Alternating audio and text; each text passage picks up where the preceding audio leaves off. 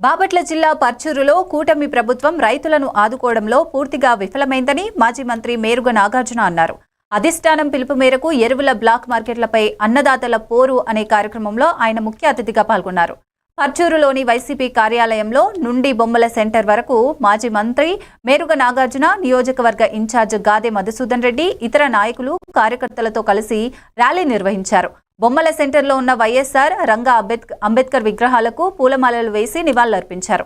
అనంతరం ర్యాలీగా బయలుదేరి తహసీల్దార్ కార్యాలయానికి వెళ్లి తహసీల్దార్ బ్రహ్మయ్యకు వినతి పత్రం అందజేశారు.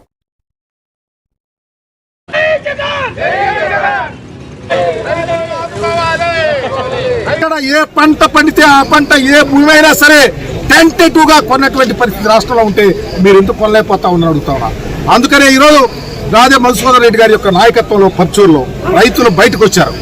రైతులకు అండగా వైఎస్ఆర్ కాంగ్రెస్ పార్టీ ఉంటుంది.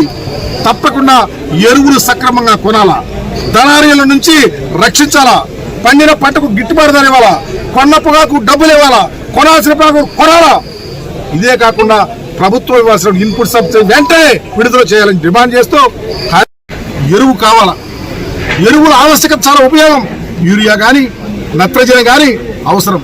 ఈరోజు యూరియా అవసరం వచ్చింది. ఈరోజు కారంచేడు ప్రాంతంలో ఉద్యమం చేశారంటే కారంచేడు ప్రాంతంలో కొనేవాళ్ళు మేమప్పుడు 5 సంవత్సరాల్లో ఎరువు కోసం ఏ ఒక్క రైతు ఎదురు చూసినటువంటి పరిస్థితి లేదు. దానిలో భాగంగానే ఏ రైతైనా పంటేసుకుంటే బ్రహ్మాండంగా పండించుకున్నాడు, దిగుబడి వచ్చింది, బ్రహ్మాండంగా అమ్మాం, రైతులు సుభిక్షంగా ఉన్నారు. కానీ నువ్వు ఈరోజు 270 రూపాయలు యూరియా కట్ట. ఎంత రాష్ట్ర ప్రభుత్వం ఎలా చేసింది? ఎలా చేసినటువంటి పిండి ఎవరి దగ్గరికి వెళ్తాంది? ఎవరు అమ్ముకుంటున్నారు? రైతులకు ఎందుకు అందట్లేదో చెప్పమని అడుగుతా ఉన్నాం. ఒక ప్రక్క మేము అడుగుతుంటేనేమో భయపెడతాం, కేసులు పెడతాం, చివరికి ఏం చేస్తాం? ఫేక్ న్యూస్, ఎరువుల కొరత లేదంటాం. నేను చెప్తా ఉన్నా చంద్రబాబు నాయుడు గారు, పర్చూరు నియోజకవర్గాన్ని ఉదాహరణగా తీసుకుందాం, బాపట్ల జిల్లాను ఉదాహరణగా తీసుకుందాం. ఈ జిల్లాలలో గుంటూరు కానీ, బాపట్ల కానీ, కృష్ణా కానీ, రాష్ట్రంలో ఎక్కడైనా ఎరువుల కొరతకు 100% ఉంది. దానికి బాధ్యులు మీరు, మీ నాయకులు తెలుగుదేశం వాళ్ళ ఇళ్ల